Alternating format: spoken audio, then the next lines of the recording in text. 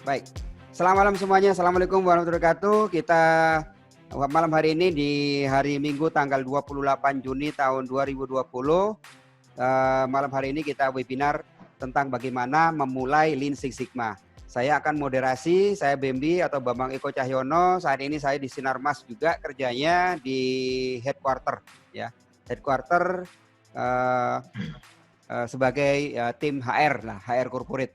Nah, alhamdulillah saya juga lama di dunia improvement, lama di dunia operation juga, dan di umur 40 saya move ke HR. Gitu Kang Dudung ya. Ya, saya pengen belajar ilmu HRD lebih banyak ya. Dan bukan bosan di improvement Kang Dudung ya kan. Yeah.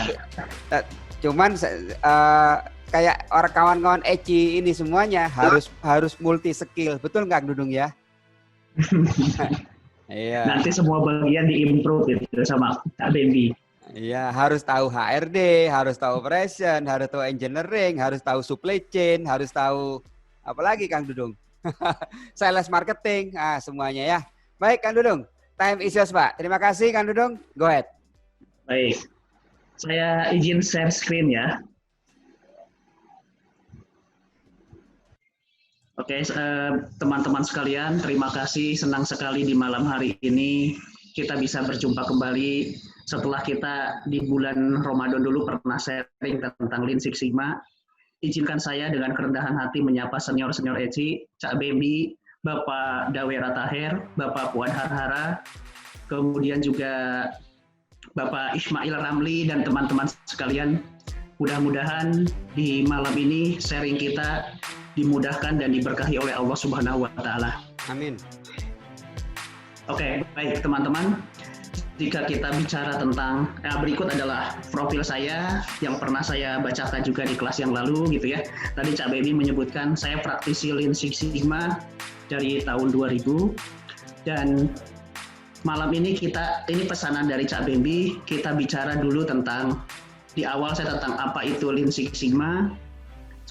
Apa itu Six Sigma, apa itu Lean, kemudian apa itu Lean Six Sigma, dan kemudian bagaimana kita mendevelop Lean Six Sigma di satu perusahaan. Kita mulai ketika kita bicara tentang Six Sigma, kita akan selalu bicara tentang perusahaan yang namanya Motorola. Motorola, General Electric, Toyota. Nah, ini ada satu ungkapan yang menarik dari bosnya Motorola, bahwa quality terbaik itu adalah biaya termurah ketika kita melakukan satu activity.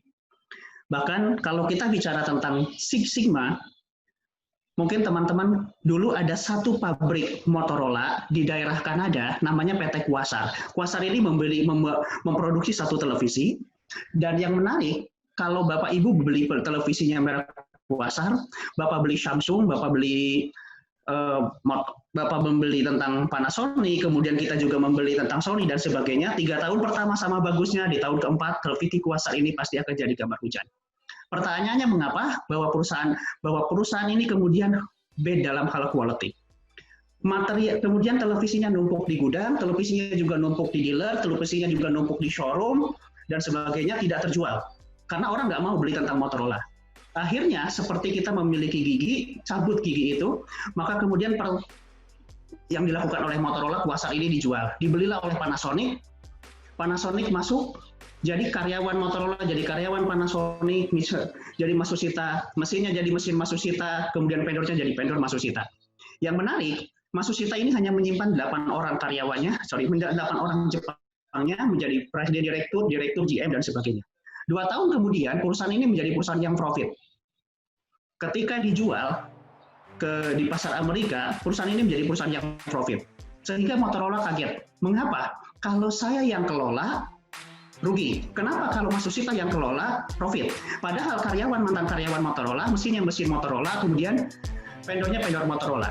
Setelah seorang GM-nya Michael Harry kemudian kirim surat ke Matsushita, saya boleh nggak untuk benchmark ke tempat Anda? Oh iya, silahkan. Ketika tim Motorola datang ke sana, mereka menemukan di sana ada yang namanya 3 jangan. Jangan terima barang tidak sesuai standar, jangan buat barang tidak sesuai standar, dan jangan kirim barang tidak sesuai standar. Akhirnya Motorola pulang ke rumahnya, pulang ke pabriknya, dan dia menyebutkan bahwa 3 jangan atau TQM atau PDCA itu menurut mereka itu adalah zero defect. Zero defect itu jangan terima barang tidak sesuai standar, jangan buat barang tidak sesuai standar, dan jangan kirim barang tidak sesuai standar. Michael Harry ini adalah ahli statistik, dan kemudian dia menduplikasi, dia mengadaptasi dari PDCA, ini kemudian menjadi satu domain, dan dia sebut dengan namanya Six Sigma di sini. Dan kemudian Motorola ini kemudian menjadi perusahaan Six Sigma pertama, dan dia menjadi perusahaan pertama kali juga yang mendapatkan penghargaan Malcolm Baldrige Quality Award, yaitu adalah penghargaan bidang quality yang diberikan oleh Senat Amerika. Tahun 83 sampai 87, Motorola menginvestasikan 70 juta dolar untuk pelatihan Six Sigma. Dampaknya, produktivitas meningkat 12,3%, wash of quality turun 84%, jadi reject-nya turun, defect-nya turun, kesalahannya turun. Kemudian kesalahan dalam prosesnya tereliminasi 99,7%, dan dia bisa menghemat biaya manufacturing 11 billion dolar. Dan yang menarik lagi di sini, rata-rata per tahun terjadi peningkatan 17% pendapatan, output produksi, dan harga produk yang didapatkan oleh Motorola. Nah, inilah yang kemudian menjadikan Motorola dia menjadi perusahaan pertama yang mendapatkan Malcolm Baldrige Quality Award. Pertanyaannya sekarang, ada nggak di ruangan kita yang menggunakan handphone Motorola? Motorola ini produknya produk Six Sigma. Kalau produk Six Sigma adalah produk zero defect, pertanyaannya, ada nggak yang pakai handphone Motorola di ruangan kita ini? Ada nggak yang menggunakan handphone Motorola di pabrik kita, di perusahaan kita? Jangan sampai produk Six Sigma kemudian nggak laku. Produk Six Sigma bagus, zero defect, tetapi tidak diinginkan oleh pelanggan. Nah, inilah yang kemudian direvolusi oleh Jack Welch, bahwa Jack Welch menyebutkan bahwa Six Sigma itu adalah customer experience. Bahwa yang namanya Six Sigma itu adalah lower cost, yang namanya Six Sigma itu adalah profit, yang namanya Six Sigma itu adalah business leader. Sehingga, nah kalau kita belajar dari General Electric, kita bisa melihat di tahun 1996 mereka menginisiasi Six Sigma dan gagal. Kita selalu bicara tentang kesuksesannya Motorola, tetapi di tahun pertama mereka gagal, cost untuk implementasi Six Sigma itu $200, tetapi benefit yang mereka dapatkan saving cost-nya hanya $170. Sehingga di sini kemudian Jack Welch merevisi kembali. Oke, pertama mereka mereka mengikuti apa yang dilakukan oleh Motorola. Motorola itu adalah zero defect. Zero defect itu adalah semua prosesnya excellent, semua prosesnya harus zero defect. Pertanyaannya sekarang, kalau prosesnya zero defect, jangan sampai produknya tidak diinginkan oleh pelanggan. Karena bagusnya satu produk bukan menurut saya, bagusnya produk bukan menurut Motorola, bagusnya produk bukan oleh kita proses, bagusnya produk itu adalah menurut customer. Maka Jack Welch di tahun 97 kemudian berubah, bahwa Six Sigma bukan hanya mengejar Sigma levelnya, bukan hanya mengejar 3,4 ppm-nya, bukan hanya mencapai 3,4 dVMO-nya, yang diinginkan dari Six Sigma itu adalah delight customer. Maka di tahun 2000 kita bisa lihat, bahwa dengan investasi $600, benefitnya 2,5 billion, tetapi 0,5 billion-nya itu adalah customer experience atau delight customer. Ya kalau bicara di dalam Six Sigma, ketinggalan ketika kita bicara customer satisfaction. Jack Welch menyebutkan, customer sekarang bukan lagi customer satisfaction. Customer sekarang itu adalah bagaimana dari customer satisfaction naik menjadi customer loyalty. Dan Six Sigma itu adalah satu Lean Six Sigma metode untuk membuat customer loyalty. Di tahun 2000, General Electric berhasil tidak hanya membuat customer loyalty, tetapi menjadi customer advocacy. 0,5 billion-nya itu adalah dari customer advocacy. Customer yang merekomendasikan kita kepada buyer yang lain, kepada kompetitornya, kepada yang lain. Kalau Anda mau beli barang, belilah barang ini. Ya. Nah ini, jadi yang menarik bagaimana kita membangun customer experience-nya, beralih dari customer satisfaction menjadi customer loyalty, dan bagaimana kita membangun menjadi customer advocacy dengan Lean Six Sigma. Nah ini keberhasilan Motorola, mendapatkan satu penghargaan, kemudian keberhasilan General Electric, juga dilihat ada satu perusahaan di Amerika, ini perusahaan kecil. Ketika Hiroshima dan Nagasaki dibom, semua infrastruktur Toyota hancur. Para petinggi Toyota berkumpul, direkturnya, GM-nya, owner-nya berkumpul. kita kalahkan Amerika di perang industri. Kita kalah oleh perang senjata. Perang industrinya sederhana. visi Toyota itu adalah 50 tahun ke depan, saya mau jualan mobil di Amerika. Jadi kalau Toyota bisa jualan mobil di Amerika, dia bilang, saya bisa mengalahkan Amerika. Yang menarik, ekspor pertama Toyota itu adalah Corolla Altis, dan mereka hancur dalam 2 bulan. Semua bannya meledak karena tidak bisa beradaptasi dengan jalan tol Amerika. Tarik kembali, semua orang tertawa. Nggak mungkin Toyota bisa jadi jualan mobil di Amerika. Kenapa? Karena Amerika itu tempatnya pabrik mobil. Ada General Motors, ada Cadillac, ada Ford, kemudian ada Chevrolet dan sebagainya. Kok tiba-tiba Toyota pengen jualan mobil di Amerika? Tapi yang menarik, di tahun 2005, Toyota menjadi pabrik nomor 1 dunia. Ini kalau kita lihat di marketnya, ini penjualan Toyota di tahun 2005 dari tahun 2004 dari Januari sampai Desember. Grafik yang garis ini menunjukkan grafiknya sales. Kemudian yang balok ini bicaranya net profit. Jadi kalau kita lihat dari grafik garis di sini, yang tertinggi adalah General Motors. Jadi secara volume penjualan General Motors paling tinggi, ada di sekitar 140 juta kendaraan gitu ya. Toyota ada di nomor 2 sekitar 110, kemudian Ford, kemudian VW, Daimler, Fiat, Hyundai, Nissan, Honda dan Renault. Yang menariknya profit General Motors nomor 1 ditambah net profit Ford yang nomor 3, ditambah net profit VW nomor 4, ditambah net profitnya Daimler nomor 5, ditambah net profitnya Fiat yang Hyundai 125,4 miliar. Profitnya Toyota 136,4 miliar. 6 pabrik mobil kelas dunia nggak ada yang bisa mengalahkan Toyota ketika profitnya digabungkan. Ini yang luar biasa. Orang kemudian kenapa harus menerapkan Lean gitu ya. Kembali ke pengalaman saya di tahun 2003. Tempat saya bekerja di LG, tiba-tiba bos bilang, di seluruh dunia LG terbaik itu adalah LG China. Produktivitas paling tinggi, biaya paling rendah, quality-nya terbaik, kemudian delivery-nya on time. Kita 23 orang manajer dikirim ke China, ke Guangzhou, kemudian kita benchmark HRD ke HRD, maintenance ke maintenance, produksi ke produksi, kemudian yang purchasing ke purchasing, finance-nya ke finance. Pulang dari China, bos besar bilang, Mr. Kim bilang, visi kita kalahkan China. LG cuma satu targetnya adalah kalahkan China.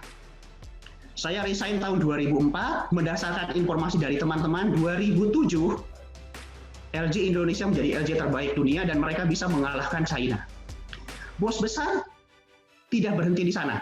Tiba-tiba mereka dari headquarter-nya dari Korea, bos besar terbang ke Tokyo, kemudian main ke Toyota City, ketemulah dengan Toyota. Di Toyota mereka ditunjukkan presentasi ini bahwa Toyota tidak hanya menjadi market leader, karena market leader-nya adalah VW, tapi saya profit leader. Nah, ini yang menarik. Toyota menyebutkan saya bukan market leader, tapi saya adalah profit leader. 6 pabrik mobil kelas dunia digabungkan profitnya nggak bisa mengalahkan Toyota. Bos besar saya belajar dari sini pulang. Visi LG sekarang dimanapun targetnya cuma satu, kalahkan Toyota. Kita tidak harus buat mobil, tapi kita harus kalahkan Toyota dari segi profit. Dan sampai saat ini belum tercapai. Motor, kemudian Six Sigma yang excellent, Lean yang excellent digabungkan. Bayangkan Bapak Ibu, ketika Lean dan Six Sigma digabungkan, ini akan menjadi suatu metodologi yang super dahsyat. Dan ini ketika kemudian digabungkan, dimasukkan, muncullah Lean Six Sigma itu tidak hanya Lean Manufacturing. Ketika kita bicara Lean Accounting, Lean Service, Lean Purchasing, kemudian kita bicara Lean Construction, kita bicara juga adalah Lean Banking, Lean Assurance, karena Lean dengan Six Sigma, dua metodologi yang powerful, yang sakti mandraguna digabungkan, joinkan, akhirnya implementasinya tidak hanya di manufaktur. Tadi kalau Pak Cak Bebi dari shipping line, muncullah Lean Distribution, Lean Six Sigma Distribution, Lean Six Sigma Banking, Lean Six Sigma. Kalau kita belajar datang ke misalnya nanti saya tunjukkan kalau nggak salah ada satu slide Bank Mandiri mendapatkan penghargaan di Singapura gitu ya, menjadi perusahaan Six Sigma, kemudian Commonwealth, kemudian Citibank, kemudian yang paling menarik Manulife, bagaimana mereka menerapkan Lean Six Sigma digabungkan Yang Six Sigma fokus pada variasi reduction dan Lean fokus kepada eliminasi.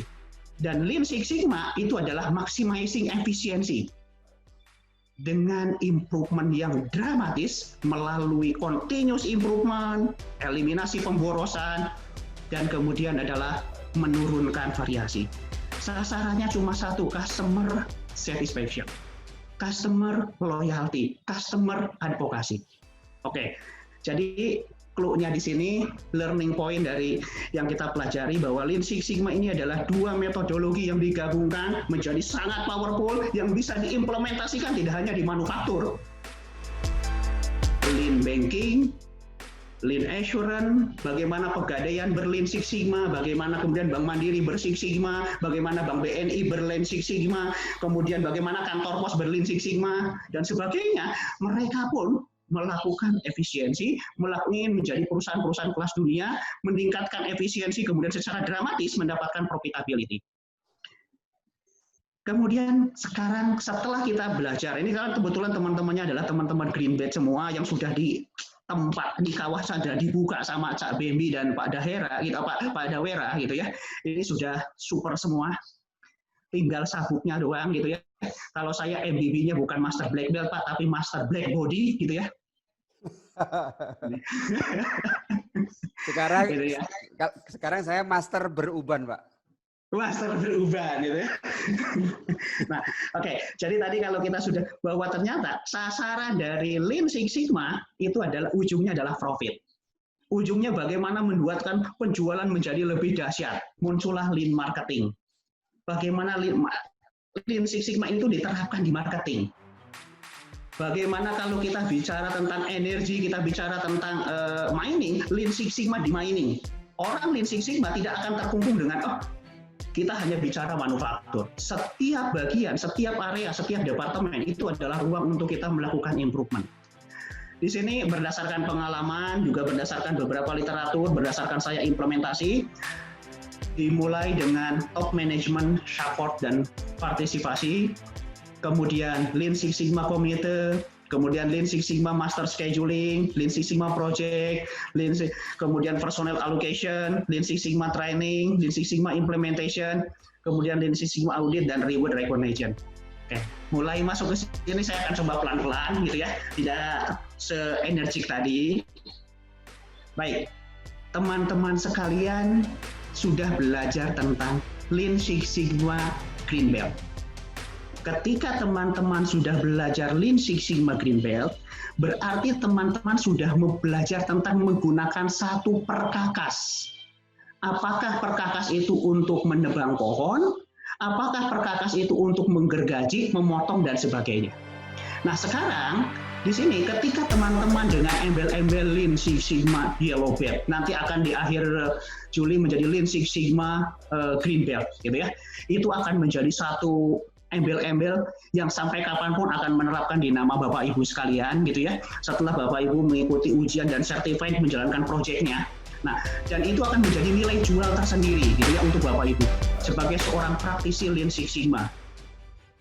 Sekarang bagaimana ketika kita menerapkan ini? Kita akan mencoba, karena kalau top management, ini satu hal yang paling menarik ketika Jack Welch mundur di tahun 80-an, 90-an, dia mundur dari General Electric gitu ya. Dia menyebutkan pengganti saya di General Electric nanti harus seorang black belt. Oke ya, ini yang menarik. Pengganti saya di General Electric harus seorang black belt. Jeff Immelt itu penggantinya Jack Welch adalah seorang master black belt. Tahun 2004, kantor saya mengundang orang yang sangat luar biasa, Master Black Belt-nya Indonesia di General Electric, Handri Satriago, untuk berbicara di depan seminar.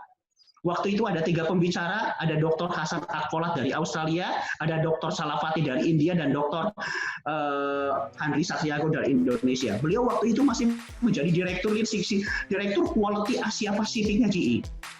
Dan sekarang beliau yang Master Black Belt ini menjadi CEO-nya General Electric Indonesia. Dia seorang Master Black Belt, dia juga adalah seorang ahli quality. Dengan keterbatasan fisiknya ya Pak? Betul, betul. Ya, itu tapi saya nggak mengucapkan itu, Pak. Oke, nanti sama Cak Bembi itu ininya. Nah, bagaimana top management commitment? Dalam bukunya Vincent Gasper disebutkan bahwa Lean Six Sigma itu adalah top down. Implementasinya bottom up. Jadi menerapkannya adalah top down, dari atas ke bawah. Apa yang dimaksud dengan atas ke bawah? Ini bagian dari empowering leadership. Kita yang green belt, kita yang black belt, kita melakukan Project Six Sigma untuk mencapai target perusahaan. Karena pertanyaannya sekarang, apakah kalau perusahaan kita Six Sigma 3,4 ppm, 6 Sigma, apakah perusahaan kita sudah bagus?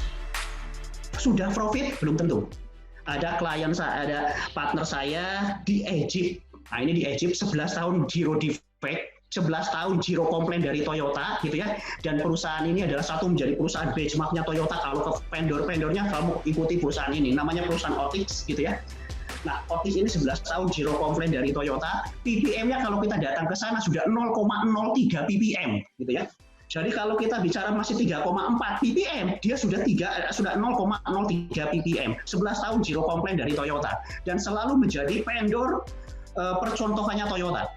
Yang mereka lakukan apa? Lean Six Sigma itu top down. Jadi di sini kita turunkan target kita. Sorry, saya akan ke nomor 4 dulu. Bahwa nanti project Lean Six Sigma itu bukan satu Lean project seperti Transjakarta. Kalau kita naik Transjakarta, penumpangnya itu kumpulan orang. Ada yang turun di Tebet, ada yang turun di Slivi, ada yang turun di Kalideres, ada yang turun di Kampung Rambutan, dan sebagainya. Tetapi di dalam Lean Six Sigma, semuanya mengarah ke tujuan yang sama, karena pada ujungnya kita akan dilihat. Competitiveness kita naik ya? Harga jual kita turun nggak? Kecepatan proses kita, lead time kita makin pendek nggak? Komplain kita turun nggak? Cost of poor quality kita turun nggak? Gitu ya. Jadi vision, strategi, strategic goal, Lean Six Sigma itu alat untuk mencapai strategi, alat untuk mencapai vision. Kalau vision kita adalah menjadi perusahaan nomor 1 dunia, gunakan Lean Six Sigma ini alat untuk mencapai jadi perusahaan nomor 1 dunia, gitu ya. Jadi kalau Toyota bilang saya ingin kalahkan Amerika dengan cara jualan mobil 50 tahun ke depan, yang mereka gunakan itu adalah pendekatannya Lean. Kemudian General Electric dia bilang saya harus menjadi perusahaan raksasa. Motorola juga bilang, dan Six Sigma mereka jadikan alatnya, gitu ya. Nah, kita pun di sini adalah strateginya. Oke, saya ulangi, di sini adalah top commitment management. Kalau kita sudah mendapatkan kata sepakat, jual dulu. Jadi seorang green belt nanti itu harus bisa menjual kepada top management, Pak. Terus gimana caranya menjual? Katakan kalau kita punya waktu 2 jam, katakan 1 jam setengahnya atau 1 jam 45 itu katakan tentang bicara adalah masalah. Pak, kita punya masalah mesin kita sering breakdown. Pak, kita punya masalah customer kita komplain. Pak, kita punya masalah defect kita banyak. Pak, kita punya masalah cost of quality kita tinggi. Pak, kita punya masalah ini. 30 menitnya baru Anda bicara solusi. Bos, biarkan bos terbang dulu dengan problemnya. Oh iya, ternyata perusahaan kita ini sekarang banyak kolesterolnya, gitu ya. Jadi, tarik, bos, jangan Anda bicara, Pak, nanti dengan Six Sigma begini, dengan Lean Six Sigma begini. Orang Lean Six Sigma itu harus bisa melihat semua masalah bos itu adalah peluang buat Anda. Oke. Bahkan waktu saya di LG, nah itu ada satu password juga di GE, ada satu password. Setiap manajer harus black belt. Artinya apa? Setiap manajer itu harus belajar dulu bikin project, harus dilatih dulu gitu ya. Karena untuk jadi black belt kan harus bikin projectnya dulu. Jadi semua yang naik jadi manajer itu pernah menjalankan project sebagai green belt. Setiap manajer itu adalah coach, karena nanti setelah jadi black belt kita akan menjadi coach. Intinya begitu, gitu ya. Jadi tidak setiap orang bisa menjadi manajer. Di General Electric, mereka kemudian di Motorola, kemudian di LG, di tempat saya, mereka menunjukkan bahwa yang menjadi manajer itu harus black belt. Artinya apa? Pemecahan masalah itu kompetensi leader. Lean Six Sigma itu hanya toolsnya, hanya alatnya, tetapi yang sebenarnya itu adalah problem solving, itu adalah kompetensi seorang leader. Nah, kita harus temukan apa problem yang ada di top management, baru kita bicara Lean Six Sigma-nya sedikit saja, buat mereka interest bahwa target kita itu adalah mencapai zero defect, zero climb, zero breakdown dengan Lean Six Sigma. Setelah itu, kita nggak bisa bergerak sendiri. Setelah bosnya oke, kemudian bosnya juga approve, oke, kita lakukan Lean Six Sigma Committee. Di kelas dulu, saya bahkan mengikuti gayanya Jack Welch, itu dengan yang namanya walkout. Oke ya, jadi kalau Jack Welch itu dia ada 3 strategi yang dia lakukan. Yang satu yang disebut dengan Neutron Jack, yang kedua walkout, yang ketiga Six Sigma gitu ya. Nah, walkout di sini saya ajak top management ke puncak selama 3 hari kita brainwash tentang Lean Six Sigma champion. Nah ini, jadi Jack Welch begitu, 100 orang manajernya diajak keluar kota, dia undang 10 profesor dari Harvard University dan untuk memberikan pencerahan.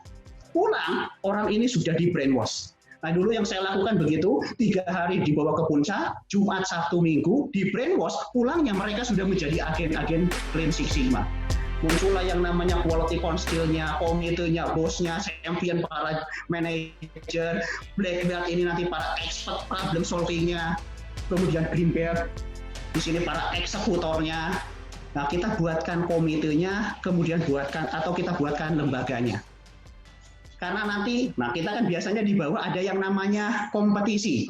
Kompetisi itu hanya satu bagian untuk memberikan apresiasi, otomatis kita memerlukan PSSI. PSSI ini adalah Lean Six Sigma komitenya. Buatkan master schedule-nya. Nah ini yang penting. Untuk nanti teman-teman yang sekarang menjadi green belt, akan menjadi black belt, sebenarnya materi how to deploy ini ada di black belt gitu ya. Karena kalau kita bicara green belt itu kita bicaranya adalah eksekusi sebagai member project, sebagai leader project. Nanti ketika Anda, paling sederhananya gini, saat kita menjadi green belt, kita akan menjadi leader project. Saat kita yellow belt, kita menjadi member project. Saat kita menjadi black belt, kita akan menjadi coach departemen. Saat kita jadi master black belt, kita akan menjadi developer Lean Six Sigma di satu perusahaan, gitu ya. Sederhananya itu aja kompetensi yang dia lakukannya. Nah maka pertama, bagaimana kita melaunching Lean Six Sigma ini menjadi satu culture, menjadi satu value. Kita punya target bahwa ini adalah satu permainan yang tidak pernah berhenti. Seperti kita main game itu tidak ada bosennya, gitu ya. Nah, buat Lean Six Sigma nanti kita itu menjadi sesuatu yang selalu menarik buat teman-teman. Nah, ini rata-rata memang Lean Six Sigma itu mati di tahun ketiga. Tahun ke-1 itu jos. Tahun kedua itu mulai departemen ini keikut gitu ya. Jadi satu percontohan, tahun kedua ini lagi ending lagi hot-hotnya, banyak departemen yang terlibat. Tahun ketiga ini biasanya mulai sudah menurun. Maka tantangan seorang praktisi Six Sigma atau Lean Six Sigma, bagaimana menjadikan Lean Six Sigma ini satu permainan seperti main game, berselancar tanpa ada rasa kebosanan. Pertama, setelah di launching, kita harus bisa menunjukkan quick wins-nya ke bos kita. Quick win-nya ini apa? Bos ini selalu akan melihat cost saving-nya apa. Oke, di tahun pertama ini kita hanya akan menunjukkan ini loh manfaatnya, reduce cost, reduce cycle time, reduce defect. Bos tidak selalu melihat yang tangible benefit, intangible benefit pun oke, yang penting orang mau dulu menjalankan Six Sigma. Di tahun kedua, saat Six Sigma mulai growing, nah kita akan selalu ditantang, cost saving-nya mana? Maka kita di sini adalah keahlian memilih project. Nah, seorang black belt itu adalah orang juga yang menyeleksi project. Project yang diturunkan dari mana? Dari COGS, dari factory overhead, akan diturunkan sehingga dilihat ROA-nya berapa, return on asset-nya nanti berapa. Kalau Sigma level kita dari 4 menjadi 5, sebenarnya berapa sih dampaknya terhadap COGS? Berapa sih dampaknya terhadap FOH, factory overhead? Berapa sih dampaknya terhadap material overhead, gitu ya? Nah, sehingga kita akan dihitung return on asset-nya, return on investment-nya, gitu ya. Di tahun berikutnya di institusionalisasi, bos akan bicara kita tidak lagi, nah ini menarik, launching, early success, growing ini masih di perusahaan. Ketika institusi Six Sigma, kita bicaranya supplier sampai customer. Oke, jadi Six Sigma dijalankan tidak hanya tahun 3 tahun pertama diproduksi, tahun 2 diproduksi, kemudian di engineering, kemudian di HRD, kemudian di purchasing. Pas kita sudah masuk di institusi Six Sigma, kita dari supplier kepada customer. Proyek kita menjadi menantang, bagaimana meningkatkan sales, bagaimana meningkatkan penjualan, bagaimana meningkat purchasing, di finance dan sebagainya. Karena end-to-end business, supplier to customer. Ketika Lean Six Sigma transformasi, nah ini pekerjaan Bapak Ibu menjadi lebih menarik lagi, bagaimana Lean Six Sigma ini menjadi satu DNA. Nanti ketika kita bicara DMAIC, 10 menit kita bicara DMAIC. Oh, langsung pikiran kita itu konsepnya langsung define, measurement, analyze, improve, control. Jadi ketika kita bicara tentang Pareto, kita tidak hanya bicara, oh Pareto ini alat untuk proyek, fishbone diagram ini alat untuk proyek. Enggak, setelah kita menjadi seorang black belt, ketika kita mendapatkan satu problem, kita akan tetapkan dulu. Problem statement-nya apa, goal statement-nya apa, kemudian root cause-nya apa, FX-nya apa, sehingga kita betul-betul menggunakan prinsip 80-20 di dalam Pareto dalam setiap pekerjaan, setiap aktivitas. 10 menit pun Anda sudah menjadi seorang black belt nantinya, gitu ya, ketika sudah masuk menjadi lean transportation. Buatkan master schedule Anda sebagai seorang praktisi green belt. Nah, ini yang tadi saya sebutkan bagaimana meng-alignment bisnis dengan sasaran strategi, project dengan strategi ini, bagaimana bahwa project-project kita di proses level ini mengeksekusi di departemen level, project-project di departemen level itu mengeksekusi di division level, mengeksekusi di value level.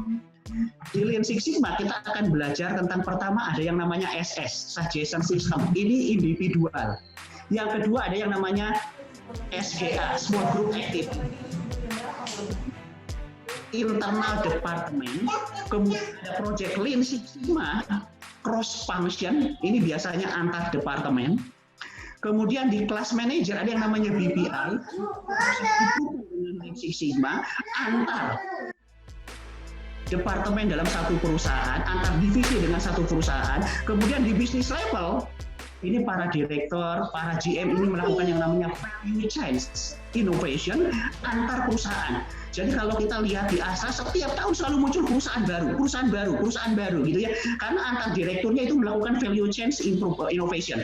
GM yang melakukan business process improvement. Kemudian ada cross functional, kemudian ada small group activity dan sebagainya untuk mencapai value level. Ini dan perusahaan yang kita sebagai para praktisi harus bisa menyampaikan ke atas bahwa ada kompetensi yang harus dipenuhi ketika kita naik menjadi seorang praktisi Lean Six Sigma. Bahkan Jack Welch menyebutkan bahwa pengganti saya harus black belt. Melewati dari white belt, yellow belt, green belt, black belt, ini adalah kompetensinya.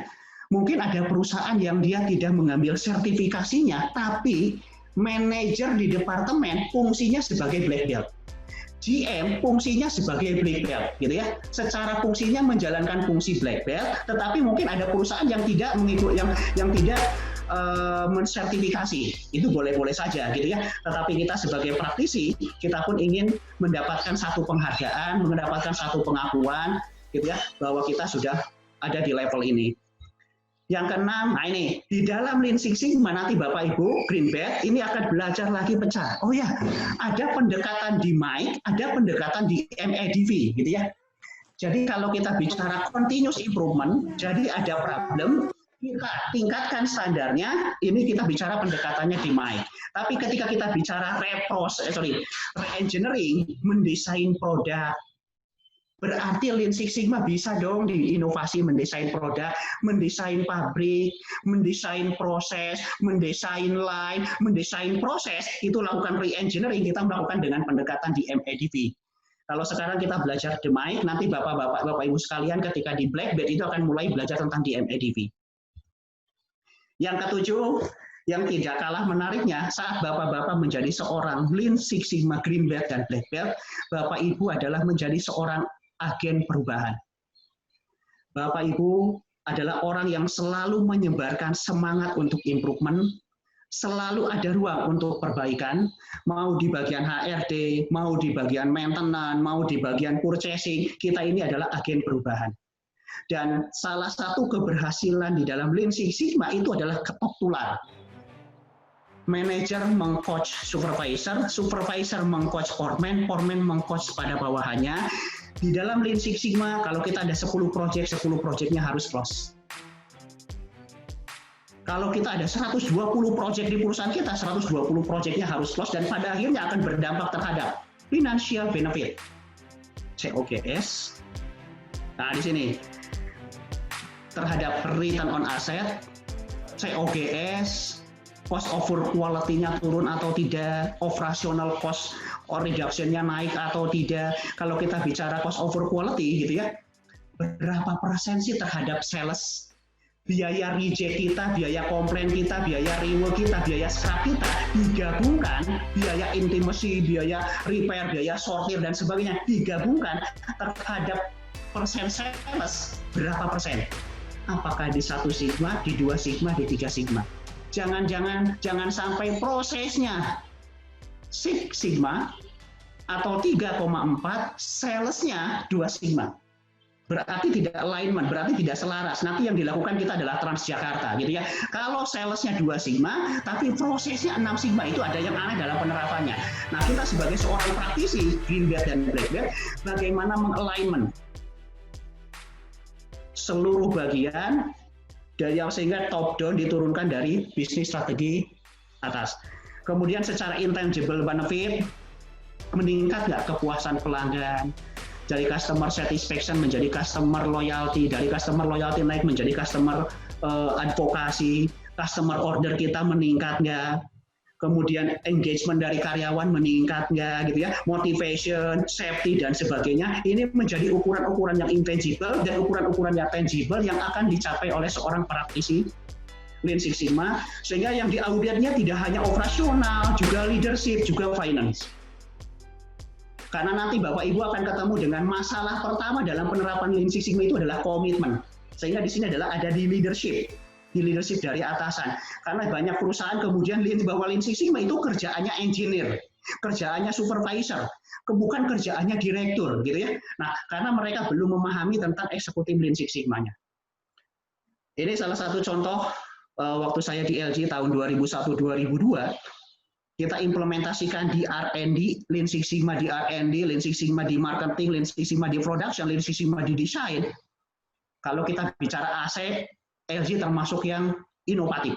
Sehingga di sini penjualan AC-nya meningkat 36%, penjualan kulkasnya naik 22% gitu ya.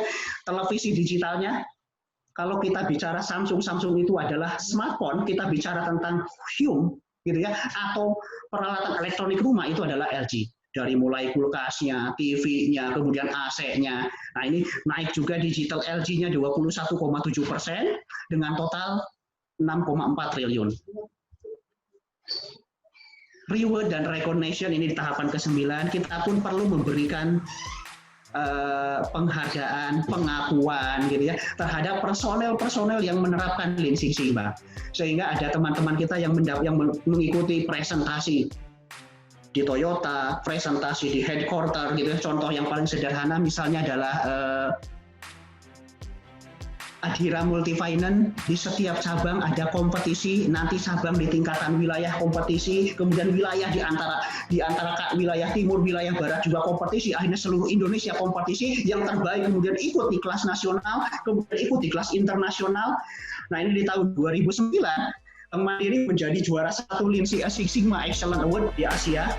Salah satunya gitu ya, Direktur Teknologi Operation Bank Mandiri Pak Sasmisal mengatakan penghargaan ini karena mereka bisa menurunkan kontak center dari 3 hari atau 74 jam menjadi hanya 5 jam saja. Nah, ini salah satu contoh bagaimana Six Sigma diterapkan di banking. Ini Bapak Ibu bisa cari di Republika Online gitu ya, tahun 2009. Ini yang terakhir ketika kita bicara Lean Six Sigma. Nah, ini juga satu slide yang saya ambil dari presentasi saya yang dulu, bahwa menerapkan Lean Six Sigma itu kita menerapkan DNA, menjadikan darah yang mengalir di setiap tubuh individu di perusahaan. dari mulai owner sampai ke tingkatan security. Dari mulai Jackwell sampai ke setiap karyawannya. Dari mulai Taichi Ono, dari mulai Toyoda sampai di bawahnya. Bahkan kalau kita bicara sekarang Akio Toyoda, big bossnya Toyota yang sekarang, atau cucu cicitnya Toyoda, dia itu pertama menjalankan lean distribution dan kemudian lean marketing. Itu dua proyek pertama cicitnya Toyota menjadi melakukan lean distribution dan lean marketing, dan ia kemudian bahkan ketika orang belum bicara Amazon, orang belum bicara tentang Bukalapak, dia sudah bicara yang namanya Gazoo.com. Gazoo.com itu adalah dulu websitenya Toyota yang jualannya secara online, gitu ya, itu Gazoo.com ini. Nah, ini dilakukan oleh Akio Toyoda yang sekarang dia menjadi presiden direkturnya Toyota. Lean Six Sigma itu mindset, customer focus. Apa yang kita lakukan itu untuk pelanggan. Thinking operation system, bagaimana memuaskan pelanggan, perbaiki operation kita. Jangan terima, jangan buat, jangan kirim. Buatkan prosesnya excellent, produknya excellent, servisnya excellent. Yang menggaji kita itu adalah customer. Lakukan ini menjadi continuous innovation, bukan hanya di produksi, engineering, tapi juga ke semua bagian. Di dalam Lean Six Sigma, ini value yang penting, jangan salahkan orang. Di dalam Lean Six Sigma, kita menjalankan satu proses motivasi. Bagaimana memberdayakan orang. Karena waste terbesar itu adalah saat skill yang tidak diberdayakan, kemampuan yang tidak diberdayakan, pengalaman dan keterampilan yang tidak diberdayakan. Dan musuh terbesar di sini adalah jangan salahkan orang. Jangan-jangan sistemnya yang salah. Jadikan setiap orang adalah orang-orang kreatif. Alam terbatas, kreativitas tak terbatas.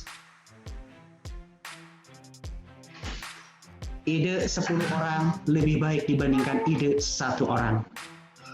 Yang ketiga, teamwork. Setiap pekerjaan, setiap proyek dijalankan secara teamwork. Tidak ada yang bisa kita lakukan sendiri. Jadikan Lean Six Sigma ini sistem. Compensation benefit dari sistem.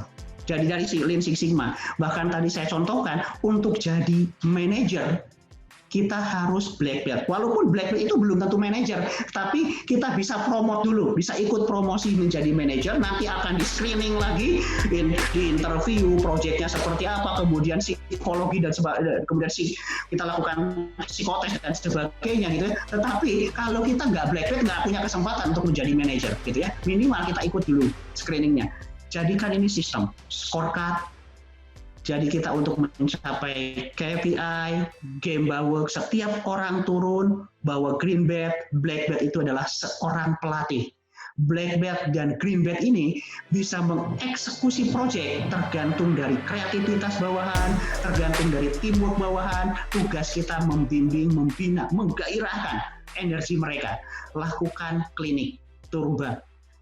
Baik, itu teman-teman sekalian, pengalaman kita menjalankan green belt, black belt, dan semoga teman-teman yang sekarang sudah menjadi yellow belt bisa diikut di kelas berikutnya.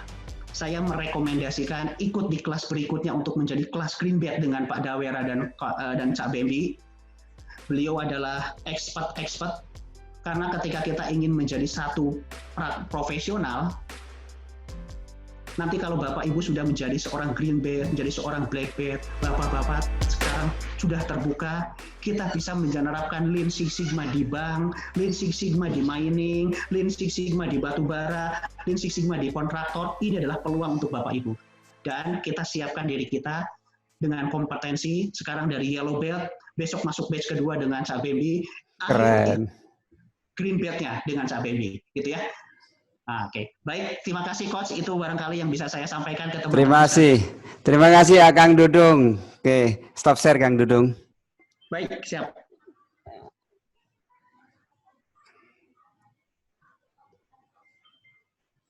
Baik, teman-teman sekalian. Luar biasa dari Kang Dudung. Dan oke, Kita kasih jempol dong untuk semua Kang Dudung di layar Anda, tolong jangan tangannya di jempol, ya lambang jempol di layar. Aduh, ya kan. Mana ketik itu loh, reaction. Sebelahnya ada breakout room, pause yang ada reaction. Iya. Lupa lagi ya, masa ya. Oke, yuk kasih jempolnya. Baik, teman-teman sekalian. Nah, yang kata terakhir Kang Dudung tadi kan, seseorang black belt itu, kalau Anda certified black belt, bukan certified lah ya, karena certified itu kan mahal. Yang penting Anda kompetensinya, Anda kompeten sebagai black belt gitu ya. Kalau tanya Pak Bembi berapa sertifikatnya? Kalau di ISQ, belah-belahan aja ya. Kalau di ISQ black belt itu 8 juta. Kalau nggak lulus hilang uangnya. Oke. Kalau di IASCC itu juga segituan. Kalau di yang lainnya kisaran 6, 7, 8 itu certified. Nggak lulus hilang uangnya. Nah, yang penting kompeten. Anda kompeten. Tunjukkan bahwa Anda memang mendeliver output sebagai black belt itu kan. Nah, satu sisi pengalamannya Bembi dan Pak Dawera juga. Pak Dawera itu mantan kepala cabang. Dia bukan master, bukan black belt awalnya. Tanya ke Pak Dawera. Betul Pak Dawera? Open mic Pak Dawera.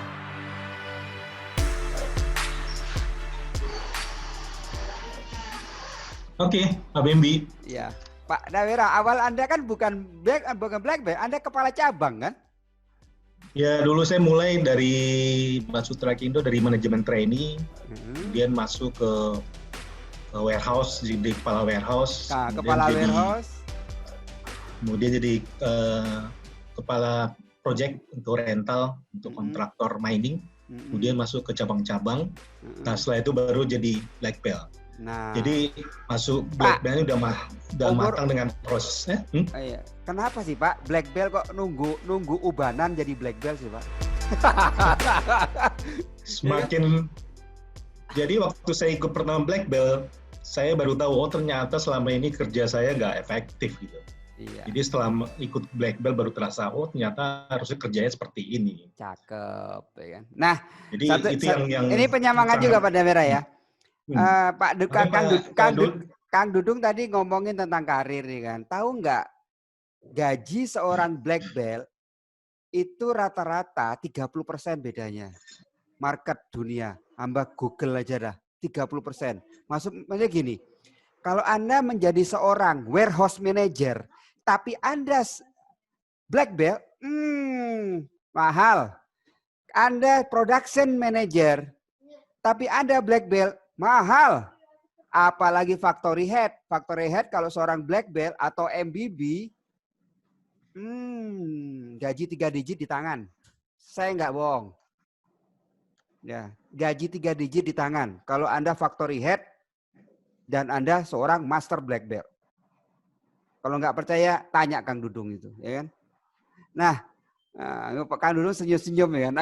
Aku nggak bocorin gajinya Kang Dudung lah ya. Baik, nah ini penyemangat kita. Dan kalau Anda green belt saja, saya nggak usah black belt lah ya. Kalau Anda certified, Anda kompeten sebagai green belt, Anda itu dicemplungin kemana-mana itu bisa. Apalagi black belt kan, green belt saja, seorang warehouse green belt, cemplungkan di supply chain, atau dicemplungkan di production, dicemplungkan di engineering, hidup. Kalau Anda black belt itu bisa kerja kemana-mana. Bisa jadi warehouse head, bisa jadi, pokoknya gini deh. Kalau Anda certified black belt, itu Anda nggak khawatir di PHK itu nggak laku. Betul kan Dudung? Ini yang perlu kita tanam bersama ya. Baik, teman-teman sekalian. Tadi Kang Dawera sudah ngasih ini informasi tentang perubahan dirinya. Ya memang black belt juga butuh kematangan ya kan. Karena seorang black belt itu bukan hanya teknikal. Betul kan Dudung ya? Ya. Black belt bukan hanya bicara teknikal, bukan hanya membuat project, tapi soft skill-nya juga, communication, Anda pede. Bahkan Anda bisa bicara ke ratusan orang di depan, itu seorang black belt udah. Ya. Anda bisa public speaking, aura wajahnya senyum sumringah, nah jalannya nggak letoy cepat, gitu kan? Ngomongnya tas, itu black belt kayak gitu. Ini menyemangati teman-teman yang muda-muda karena Kang Dudung, karena 50% di sini adalah orang-orang yang newbie Mas Dudung. Ya, aku belan-belan aja ya, newbie teman-teman banyak yang baru di sini. Ya dari segi umurnya saya lihat, ya beda sama saya Pak Dawera ya. Ya. Tapi kata Abang Gofur Asikin, maka pikir Pak BMB ini kalau ngaku umur 30 masuk juga itu ya. Oke, siap, tanya jawab sekarang. Oke, tanya jawab ya. Baik. Saya akan baca pertanyaan di chat ya dari Pak Galih. Apakah Six Sigma sudah diterapkan di perusahaan telekomunikasi dan apakah ada success story-nya? Oke. Sebentar, ini pertanyaan yang mudah. Saya lanjut lagi. Silakan tanya langsung ya, menu chatting. Saya akan langsung bacakan. Apakah Six Sigma sudah diterapkan di perusahaan telekomunikasi dan apakah ada success story-nya? Oke, Kang Dudung langsung jawab. Silakan Kang Dudung.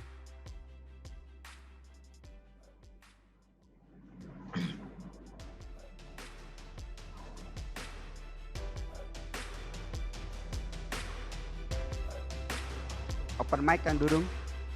Oke. Yes. Ya. Ini kalau kita bicara Lean Six Sigma di telekomunikasi, nah ini yang paling pertama, Bapak bisa search SSBB gitu ya, Six Sigma Black Belt, itu akan muncul satu nama. Itu dia sekarang adalah salah seorang vice presidennya XL-Komindo. Gitu ya. Oke. Kemudian Telkom Indonesia ini salah satu perusahaan yang leading pertama menerapkan Lean Six Sigma.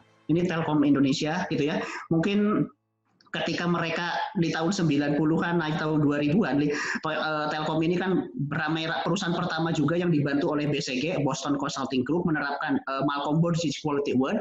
Nah, salah satu tool untuk mencapai Malcolm Baldrige itu dari leadership, problem solving, mereka itu adalah menerapkan dengan Lean Six Sigma. Jadi kalau kita lihat, Pak, apakah ada benar success story-nya? Telkom itu tidak hanya melantai di bursa saham Indonesia, juga melantai di bursa saham Amerika, gitu ya. Kemudian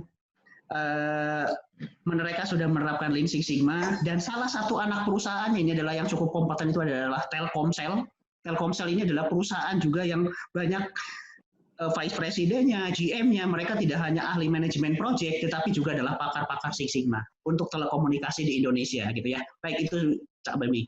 Terima kasih Akang Dudung atas jawabannya. Baik, saya lanjut ke pertanyaan berikutnya. Pertanyaan berikutnya setelah Pak Galih, apa bedanya Six Sigma dengan TPS ya Kang Dudung? Perbedaan yang kelihatan mata yang mampu dicerna oleh kawan-kawan newbie, Pak. Monggo, Pak. Oke, siap. TPS ini nama lain dari Lean. Oke ya. Jadi kalau kita ketemu ke Toyota itu nggak kenal Lean, Pak. Karena yang pertama kali menyebutkan Lean itu adalah John Womack, gitu ya. John Womack, kemudian John Shaw, kemudian diikuti oleh Jeffrey Licker dalam buku Toyota Way-nya, itu mereka menyebutkan Lean. TPS itu teknik untuk mencapai just in time. Jadi mereka menyebutnya just in time. Tetapi setelah dilihat just in time itu apa? Just in time itu adalah tepat waktu, tepat jumlah, tepat quality. Oh, ternyata tepat quality, tepat waktu, tepat jumlah, ini yang disebut dengan efisien. Sehingga untuk orang Amerika, efisien itu adalah lean, ramping gitu ya. Jadi lean itu ramping quality-nya, artinya ramping reject-nya, ramping defect-nya, kemudian tepat waktu, ramping lead time-nya, kemudian tepat quantity, itu ramping proses di dalamnya. Nah, ini disebut dengan lean. Sehingga pertanyaannya, apa bedanya lean dengan Six Sigma? Lean ini fokus terhadap profit di awalnya. Jadi Taishi Ono ini dia ingin TPS ini fokus terhadap Lean ini fokus terhadap proses, prosesnya harus excellent. Kalau kemudian Six Sigma ini adalah satu pendekatan dramatik untuk menghilangkan cost over quality, untuk memuaskan pelanggan, dan kemudian ketika digabungkan antara TVS dengan Six Sigma, ini sekarang menjadi kekuatan dan yang dahsyat. Contoh, kalau kita lihat konvensi inovasi, nah sekarang kan namanya adalah Innov Astra. Dulu yang namanya Astra Total Quality Management, kemudian menjadi Astra Basic Mentality, sekarang namanya Innov Astra. Kalau kita lihat di dalam presentasinya Innov Astra, Toyota PDCA, Astra Buana. Nah, Astra Buana itu artinya adalah garda oto, dia pakai Demai. Bank Permata itu punyanya Astra, dia pakainya Demai. Astra Pama Persada, dia mining pakainya Demai dan juga PDCA. Kemudian Astra Honda Motor pakainya PDCA. Ternyata setelah diimplementasikan itu gabung Demai dengan ini, karena tergantung bisnisnya. Di bisnis Astra itu kan dari mulai manufaktur, kemudian mining, agro, sampai kemudian sekarang main di service gitu ya, Astra Tol, Astra Property dan sebagainya. Nah, mereka lihat pendekatannya pakai Demai, dan yang menarik ujungnya sekarang kalau Lean tadinya fokus di proses, Toyota fokus terhadap reduksi quality yang reject, digabungkan ini menjadi kekuatan yang dahsyat. Itu aja, Cak. Terima kasih Kang Dudung. Kekuatan jasad dengan prinsip tiga jangan. Jangan memproduksi produk yang cacat, jangan memproses produk cacat, dan jangan mau nerima produk cacat. 3 jangan ya. Baik, Kang Dudung. Saya ke Pak Sujada Abdul Malik. Oke. Pak Dudung, gimana ya praktisnya sebagai newbie seperti saya ini yang baru bekerja di maintenance? Lean Six Sigma itu seperti apa ya Pak untuk di maintenance? Nah, monggo Kang Dudung, kasih tips untuk para newbie Pak. Oke, ini untuk para newbie ya, ini yang menarik. Salah satunya kita sebut dengan proses risal viralkan. Oke, ini sederhana lah ya. Waktu saya dulu belajar, orang Korea itu selalu bicara proses risal viralkan. Artinya, jadikan Lean Six Sigma ini adalah perbaikan di proses kita. Prosesnya excellent, nampak risalnya, viralkan itu adalah laporkan, jual ke atasan. Oke ya, nah ini jual ke yang lain. Itu disebut dengan viralkan. Jadi perbaiki prosesnya untuk mencapai output di dalam pekerjaan kita, kemudian viralkan. Karena hari-hari ini banyak orang banyak orang yang kompeten, nggak bisa jualan, nggak bisa jadi manajer. Kalau kita kemudian muncul mungkin pertanyaan, Pak, saya sudah lakukan improvement, bos kita tidak mengakui. Tidak ada bos yang tidak mengakui improvement. Yang ada bos yang tidak mengetahui hasil improvement kita karena kita nggak berhasil memviralkan. Kita tidak berhasil merepotkan. Kita tidak berhasil mempresentasikan, gitu ya. Jadi fokus terhadap proses kita. Jadi Pak, kepada Pak Sujada Abdul Malik, fokus terhadap proses kita, tunjukkan risalnya, viralkan. Presentasikan, laporkan, tunjukkan. Ini gitu ya, untuk menjual bahwa Lean Six Sigma ini berhasil. Karena banyak orang kemudian bosnya, Lean Six Sigma nggak bagus, terlalu elit, ada black belt, ada green belt. Sebenarnya karena kita tidak terlalu menonjolkan beltnya, tapi tidak menonjolkan resultnya, gitu ya. Ini barangkali kepada Pak Sujada, jadikan Lean Six Sigma ini adalah encourage, pendongkrak untuk meningkatkan karir kita. Yes. Ini sebenarnya Pak Sujada ini, Cak Bembi ini juniornya Cak Bembi di SPIL. Ya. Ya Pak. Oke, Pak Sujada pasti sudah melihat legasi saya di sana ya. Ada KPI online, ya kan? Baik, kalau Anda ini menarik, ini teman baru join Pak Sujada di perusahaan yang kemarin saya kan. Kalau Pak Sujada itu black belt, Pak, ya kan? Black belt, jangan mau digaji 20 juta di situ, Pak. Dah, gitu aja. Tak kompori, Pak Dudung. Oke, saya boleh contohkan lagi ya. Silakan, Kang Dudung. Saya contohkan lagi untuk memotivasi teman-teman. Oke, jadi halo, terdengar suara saya? Oke, lanjut Pak. Oke, jadi dulu waktu saya menjadi newbie seperti Pak Sujada, kerja saya itu kan kena shift. Shift 1, shift 2, shift 3. Sebagai engineer gitu ya, sebagai engineer di LG itu saya kena shift. Jadi mimpi saya itu adalah non shift, sederhana saja, menjadi kerja non shift karena nggak enak gitu ya, masuk jam 11 malam pulang jam 7 pagi, masuk jam 4 pagi, jam 4 sore pulang jam 11 malam gitu ya. Kalau yang jam 7 pulangnya jam 5. Jadi saya kena 3 shift. Jadi mimpi saya itu adalah menjadi non shift. Setelah saya amati 1 bulan sekali supervisor saya itu ikut quality meeting. Ternyata quality meeting itu adalah antar departemen, para supervisor di depan para manajer dan para GM. Mereka mempresentasikan tentang quality result per bulan. Apa sih yang dipresentasikan? Ternyata hasil improvement saya, hasil improvement engineer di lapangan gitu ya. Oke, jadi saya kemudian berpikir, yang bisa membuat saya menjadi non-shift itu adalah supervisor saya. Kalau supervisor saya bisa membuat duduk dari shift menjadi non-shift, itu sukses saya tercapai. Keren. Sehingga suatu hari, supervisor saya presentasi di depan orang Korea, ini ada satu improvement yang dilakukan oleh quality engineer kita, Pak Dudung Duhara. Kalau dia karena lakukan ini, yang harusnya reject sekian kontainer ke Amerika, ini tidak terkirim. Nah, orang Koreanya kan nanya, siapa yang melakukan? Dudung. Dudungnya bisa dipanggil? Dudungnya shift 3. Bisa ya, bulan depan, Dudungnya ikut meeting. Nah, pas mau meeting quality bulan depan, Pak Rizal nyamper ke saya, Dung, bisa nggak ikut meeting? Saya bilang, Pak, saya besok shift 2. Jam 4 sampai jam, udah kamu non shift dulu ya. Jadi sekarang shift pagi, besoknya shift malam, shift pagi lagi. Oke, jadi kerjaan saya tercapai. Misi saya menjadi non shift dalam 1 minggu gitu ya. Oke. Dan itu tidak sekali. Jadi saya beberapa kali mempresentasikan di bos saya, sampai kemudian dari beberapa engineer yang baru, yang paling sering dikenal itu Dudung, karena Dudung yang sering presentasi dan banyak lakukan improvement. Suatu hari ada training tentang Six Sigma Green Belt.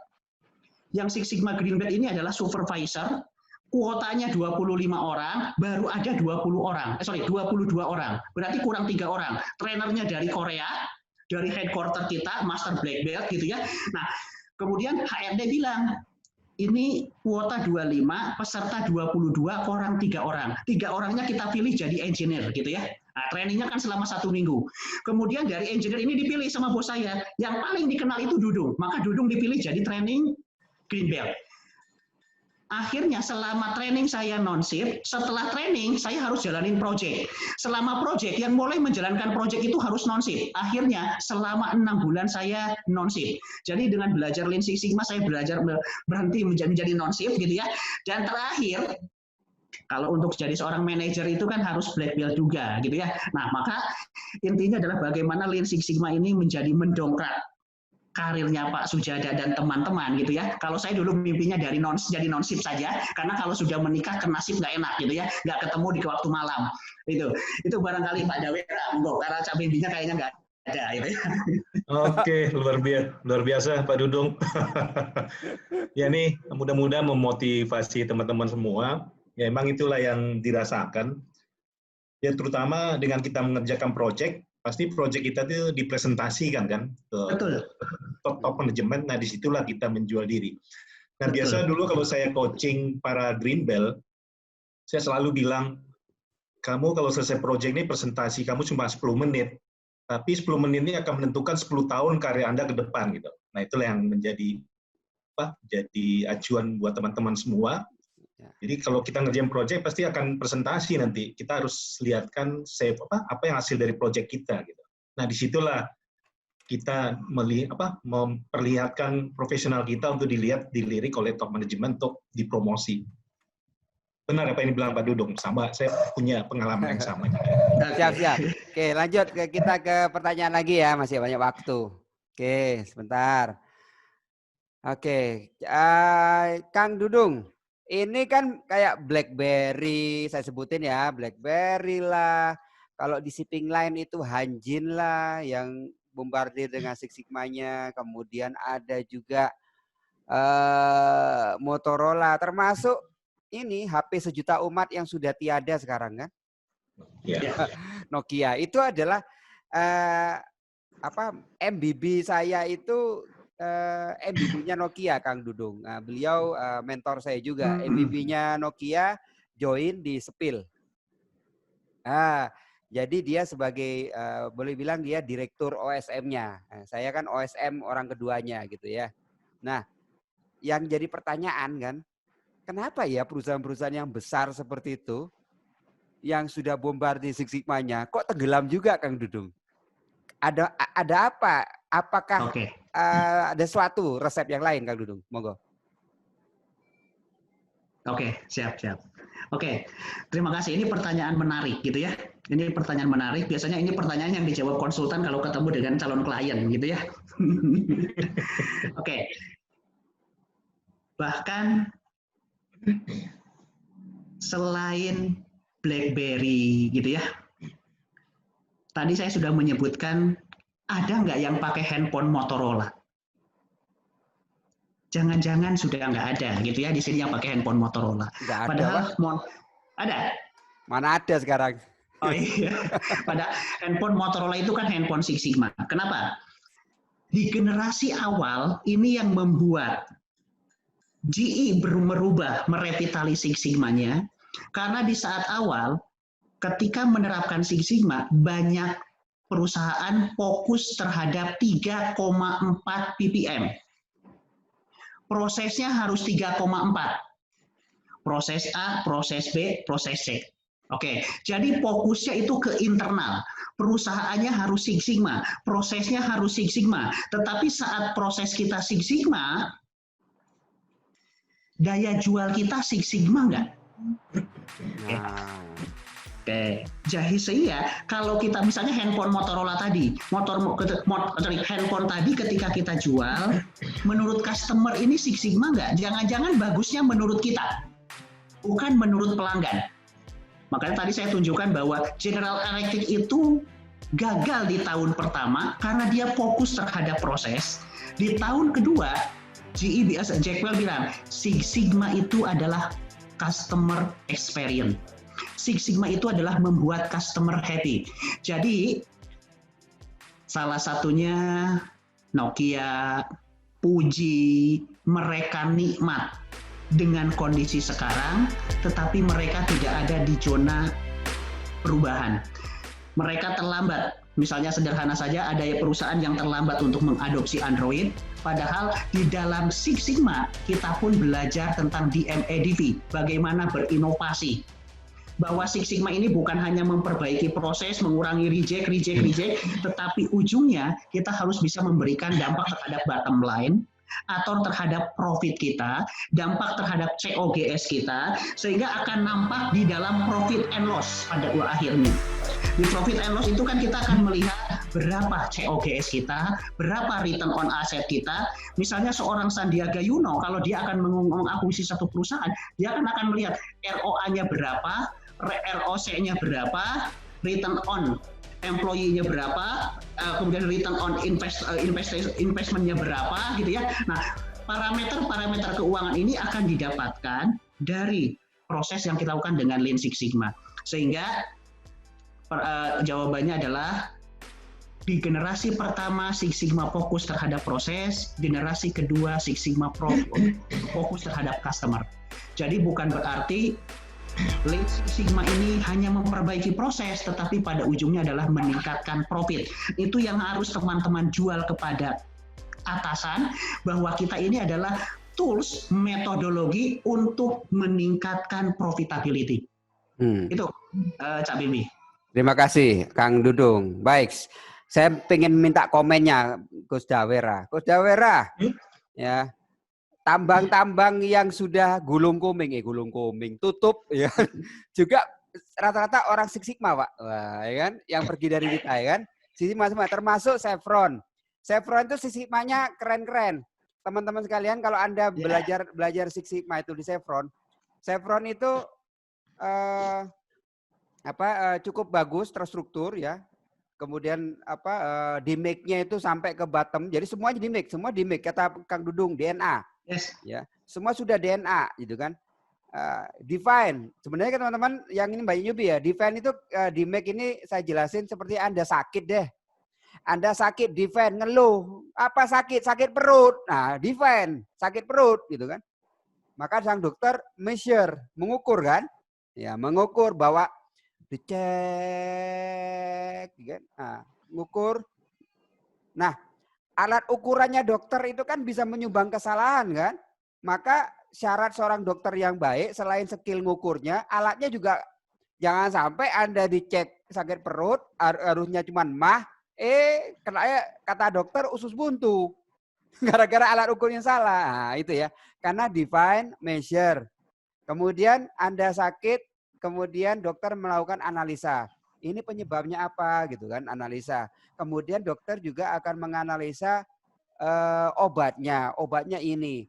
Setelah dianalisa semuanya solusinya, baru kita improve. Dokter akan memberikan serah terima obat kepada Anda. Mbak, Pak, gitu kan. Minum obatnya ya, akar penyebabnya ini Anda telat makan juga. Obat ini untuk sakit. Jangan sampai telat makan. Oke, setelah di define, measure, analyze, improve, terakhir. Dokter bilang apa? Pak, bulan depan kontrol ya. Nah kan? Dokter minta kontrol. Anda suruh datang lagi kan? Ya, define, measure, analyze, improve, control. Karena Six Sigma kan itu. Gitu ya. As simple as that. Ada orang bilang gini Pak Dawera, sangat statistik. Enggak kok. Ya. Banyak hal-hal yang kadang-kala tidak butuh statistik yang jelimet itu bisa diselesaikan juga. Makanya Six Sigma juga, makanya Kang Dudung pasti setuju. Six Sigma is easy gitu kan. Simple gitu kan. Cuman kadang-kala salah treatment Kang Dudung. Masalah sepele pakai statistik yang jago-jago. Padahal pakai yang sederhana aja sudah beres. Menyulitkan diri sendiri. Nah, di situ, ya kan? Ini yang bahaya disalahgunakan. Nah, Six Sigma project ini jadi politik buat beberapa manajer. Kendaraan politik. Tapi mungkin saya bisa share juga kenapa seperti beberapa perusahaan bisa menerapkan Six Sigma tapi kok gagal. Nah, mungkin saya bisa sharing apa yang dilakukan oleh Caterpillar. Mungkin Caterpillar udah 125 tahun sekarang umurnya.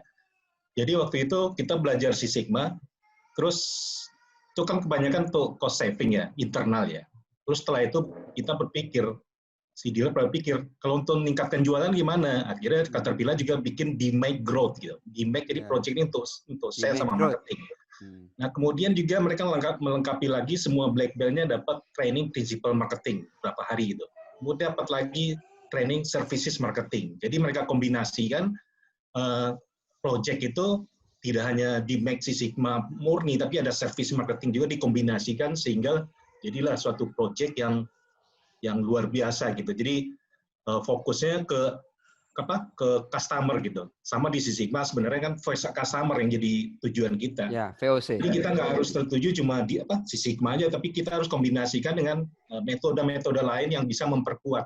Seperti sekarang lah, kemarin saya baru pikir ini kan lagi tren agile nih, Scrum. Nah, kalau saya lihat tuh bisa saya kombinasikan dengan Six Sigma. Jadi agile Scrum tuh adalah kalau dilihat dari sisi improvement itu adalah metodologi eksekusi yang sangat bagus gitu. Jadi kalau project kita kombinasikan dengan agile Scrum, wah itu luar biasa. Sebenarnya segitiga Scrum-nya juga sama Coach Dawera. Ada black belt, ya kan? Ya. Ada sponsor. Sama. Ada leader, sama Pak. Kombinasikan aja semua ilmu itu jadi powerful gitu. Oke, itu Pak Bembi. Oke, siap. Oke, terima kasih. Saya baca lagi ya. Abang Dudung, ini ada pertanyaan lagi nih, ya kan? Kalau top manajemen sendiri itu nomor 1 kan pasal 1-nya flowchart-nya Kang Dudung kan top manajemen support top down gitu kan. Lah kalau yang atasnya sendiri itu masih babi bu baba Pak, ya.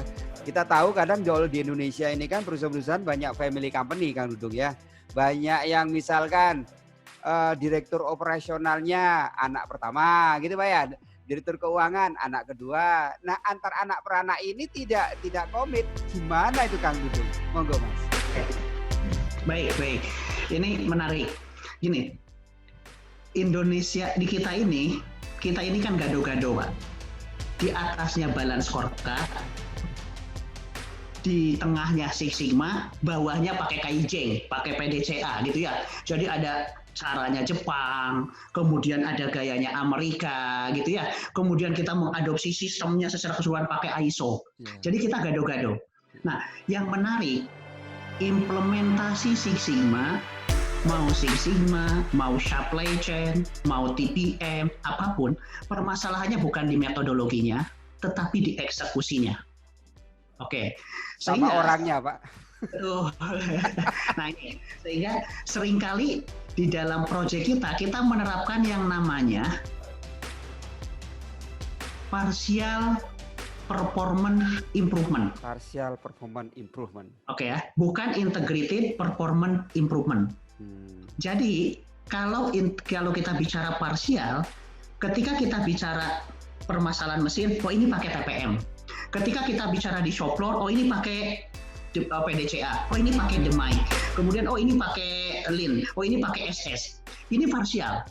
Kita tidak bicara dalam satu rumah yang sama, misalnya operation excellent.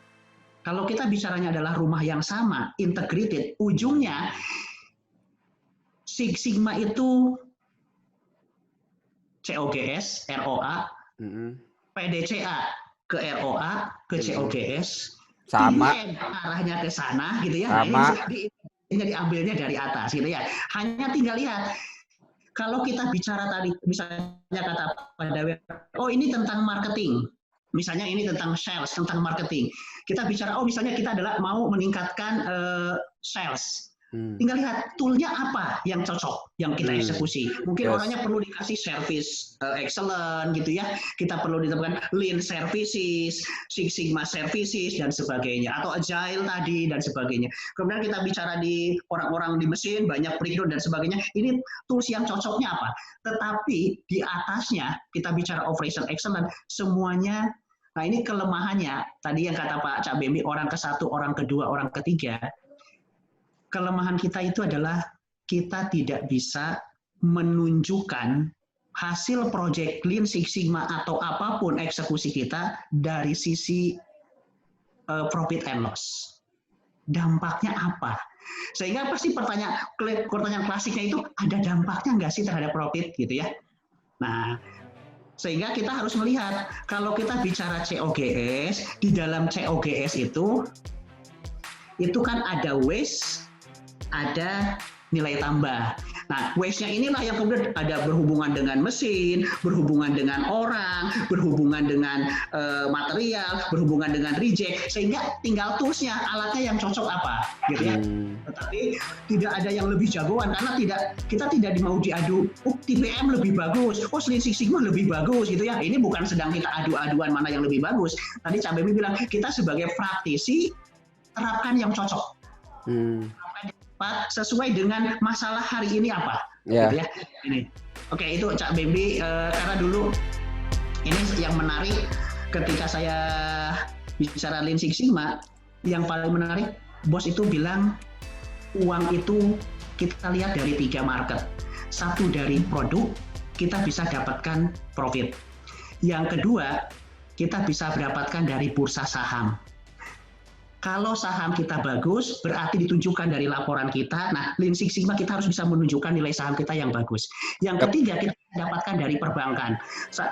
Dulu kalau ada orang perbankan datang, saya sebagai orang Lean Six Sigma, saya harus presentasi di depan Bank Mandiri. Tujuannya apa? Supaya orang Mandiri ini interest dengan perusahaan kami dan dia mau memberikan, karena kita mau ekspansi, kita mau bikin pabrik baru, kita mau bikin perusahaan baru. Kemudian dengan operational excellence kita harus bisa tunjukkan di depan para investor. Mungkin investor kita ada yang dari USA, ada yang dari Hong Kong, dari konsorsium di Singapura dan sebagainya. Nah, tunjukkan tuh bahwa Lean Six Sigma kita bisa memberikan dampak terhadap, satu adalah terhadap perbankan, terhadap customer, kemudian terhadap money market, di situ ada saham dan juga ada investor. Itu Cak Bembi. Nah, pertanyaan, masalahnya kita nggak bisa meng-alignment tadi, mentranslate dari operational cost masuk terhadap financial cost, financial perspective. Thank you. Terima kasih Kang Dudung. Nah, ini pertanyaan makin panas ini kan. Era VUCA, COVID, nggak menentu, chaos. Bagaimana perusahaan-perusahaan Six Sigma ini harus menghadapi itu?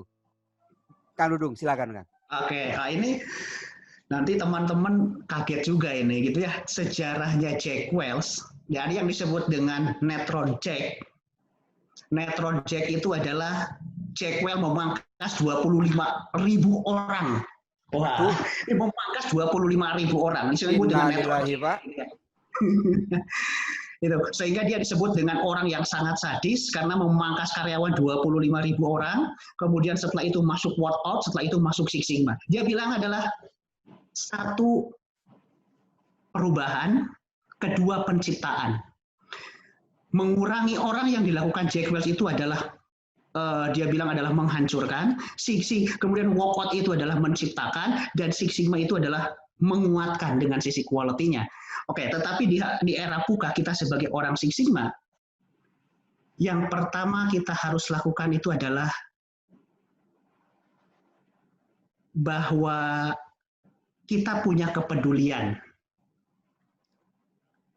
Quality itu nomor 1, tapi kesehatan karyawan nomor 0, lebih utama. Kesehatan karyawan, jaminan terhadap dengan melakukan protokoler, gitu ya. Kita mengejar quality, kita mengejar cost, kita mengejar ini. Sebagai leader, kita harus tunjukkan bahwa kita menjamin kesehatan mereka, keselamatan mereka itu nomor 0. Artinya itu adalah nomor yang lebih utama di saat ini. Kita ingin memuaskan pelanggan, kita ingin menjamin kestabilan pengiriman, tetapi jamin dulu kelayakan bekerja. Karena ketika karyawan melihat saya layak bekerja, saya aman bekerja, saya sehat bekerja, yang namanya pengiriman tepat waktu itu akan tercapai, yang namanya quality itu akan tercapai, oke ya. Jadi sebagai leader kita mesti melihat, oh sebenarnya sumbernya apa? Kalau kita bicara sekarang adalah kurangi defect, kurangi reject, kurangi machine breakdown. Yang ada di hati teman-teman itu adalah motivasi, kerja saya aman nggak? Gitu ya. Kemudian hand sanitizer diterapkan nggak? Ada nggak? Kemudian protokoler distancing-nya dilakukan atau tidak? Nah, tunjukkan empati kita. Empati ini bagian dari Six Sigma leadership. Pada akhirnya kita akan kembali bahwa jamin. Kita mungkin sekarang kalau datang ke pabrik itu sudah men-setting bagaimana cara bekerja yang tidak makan, tidak berhadapan, kerja sekarang tidak berhadapan, gitu ya. Kemudian ketika meeting kita sudah tidak berhadapan dan sebagainya. Nah, tunjukkan empati kita untuk membangun hati teman-teman bahwa oh perusahaan kita juga menjamin kesehatan kita sehingga quality, cost, delivery, safety itu akan tercapai, Pak, gitu ya. Oke, thank you, Kak Bimbi. Kang Dudung, komen Pak Fuad. Silakan, Fuad Harhara, mantan Direktur Jenderal Motor. Ini mobilnya Bumblebee. Mobil Bumblebee-nya Bumblebee Six Sigma ini kan? Iya. Seru nih, Pak. Oke, biar tambah rame nih, Kang Dudung. Saya suka meramaikan. Ya, terima kasih banyak Kang Dudung, luar biasa. Pak Dawera juga luar biasa. Yang saya mau sampaikan mungkin semacam kesimpulan atau mungkin sesuatu yang baru. Tetapi saya tegaskan bahwa Lean Six Sigma itu dapat diimplementasikan ke setiap line bisnis. Baik itu industri, jasa maupun manufacturing. Jadi itu aja, jasa manufacturing. Begitu. Nah, kemudian Lean tadi itu ramping. Saya mau sampaikan tadi Pak Dudung sudah sampaikan, ramping itu fit. Fit itu bukan fat. Fit itu sehat. Sehat finansial, sehat pikiran, sehat badan, sehat semua. Itu Lean. Mungkin filosofinya ke situ. Nah, kemudian Six Sigma itu doing right at the first time. Getting things done right at the first time. Itu Six Sigma filosofi. Kemudian Six Sigma itu data driven. Bahasa sederhananya apa, Pak? Bahasa planet itu, Pak. Lakukan pertama kali dengan benar. Doing the right thing in the first time. Atau getting things done right in the first time. Jadi pertama kali kita lakukan harus dengan benar. Nah itu pertama. Yang kedua, Six Sigma itu data driven. Dan gunakan metodologi yang tepat untuk setiap line bisnis. Yang keempat, tadi juga disebutkan bahwa menggunakan Lean Six Sigma project to achieve your business result in every area. Jadi di setiap area daripada bisnis Anda bisa diterapkan. Maka tentunya tidak akan terjadi hal-hal yang seperti yang dialami oleh beberapa perusahaan yang lain. Mungkin itu Pak Dudung, luar biasa sekali. Terima kasih Pak Ustadz. Ini kesimpulan. Ya, terima kasih. Terima kasih Pak Ustadz Fuad Harhara. Ya, ini sahabat kita ya, Pak Dawera. Baik, saya masih ada waktu nih Om Dudung, 5 menit lah. Saya akan baca lagi. Oke, bagaimana Pak? Saya tanya. Mempertahankan Six Sigma di. Udah ya. Oke, sebentar. Apakah Six Sigma bisa menggunakan Seven Tools? Yo bisa, itu kan, itu basicnya Yellow Belt, yo Seven Tools. Wes, nggak usah Kang Dudung jawab, ya kan? Mas Jasan nanya, untuk Six Sigma apakah bisa menggunakan Seven Tools? Yo bisa Mas, Seven Tool itu toolnya Yellow Belt. Dah. Terus, oke.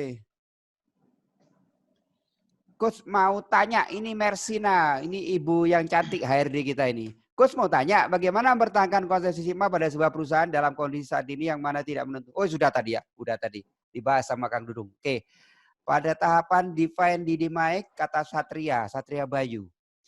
Pada tahapan define DD-Mike tools, apakah yang paling efektif untuk menentukan root cause dari permasalahan pada Six Sigma? Apakah cukup dengan CTQ, Fishbone, Pareto, atau dengan SIPOC? Oke, aku sebelum Pak Dudung ini, Pak, kalau saya nggak ruwet-ruwet Pak. Ya, kalau kita itu sudah banyak pesaing. Kalau kita sudah masalah ada di kita, lihat pesaing kita ada enggak. Kalau di sana enggak ada, tanya kenapa enggak ada. Wes benchmark paling cepat itu, Pak. Saya gitu ya. Jadi jangan dibuat ruwet-ruwet. Define, measure, kadang-kala teman-teman di make itu kita enggak usah root cause itu. Kalau sudah Anda tahu, confident bahwa itu akar penyebabnya, enggak perlu fishbone. Define, measure, langsung kontrol. Gitu ya. Langsung rubah SOP-nya. Kang Dudung, monggo Mas. Oke, ini yang kata Cak Bembi benchmark. Oh iya, sebentar. Nah, kalau menurut orang, kalau kita ngelihat ini yang disebut dengan creative imitation. Oke ya, creative imitation. Nah ini kan kalau dulu China itu melakukan creative imitation, kalau sekarang China itu adalah from imitation to innovation. Jadi kalau mereka bicara, Pak, Oppo itu bukan produk imitasi. Kita selalu pikiran kita, oh China ini jagonya imitasi. Mereka akan bilang, Oppo itu bukan produk imitasi. Oppo itu adalah inovasi, gitu ya. Oh, kemudian Vivo itu buat mereka itu adalah inovasi. Karena mereka sudah ada di gelombang ketiga. Gelombang ketiga itu adalah from imitation to innovation. Oke, kembali. Tadi ke creative imitation. Kalau kita lihat lingkarannya benchmark, ya ini menarik juga. Paling gampang itu nyontek ya, Cak ya. Tapi dengan dimodifikasi, gitu ya. Itu disebut dengan creative imitation itu adalah nyontek dimodifikasi. Ya, ben orang isi-isi ini, Pak. Kondisi lapangan. Pertama, bukan yang kalau kita nyontek itu bukan menyamakan dengan yang kita contek, tetapi kita harus bisa nggak kita membuat lebih baik dari yang kita contek. Itu kan prinsipnya dari benchmarking, gitu ya. Oke, tetapi di sini tadi kita apa sih yang perlu? Apakah kita pakai Fishbone? Apakah kita pakai CTQ? Yang paling gampang selain benchmark, toolsnya itu adalah Genchi Genbutsu.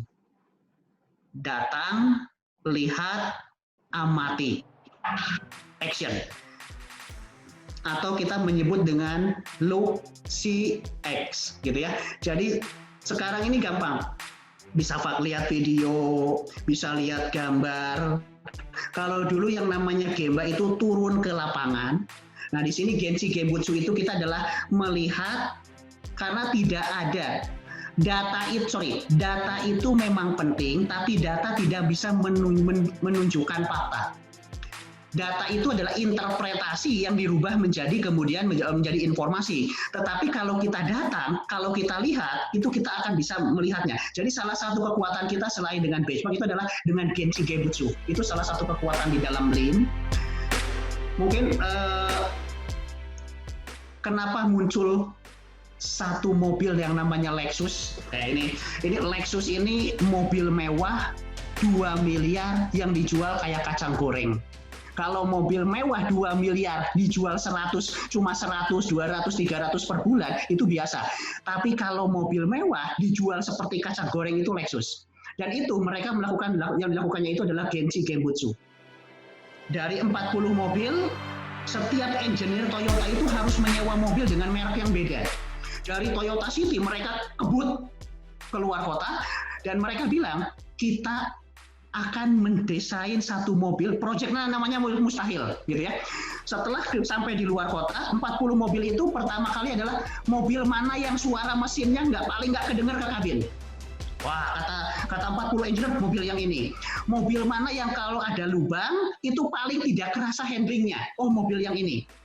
Mobil mana yang kemudian BBM-nya paling irit, mobil mana yang ketika kita ngebut itu paling tidak terdengar dan sebagainya.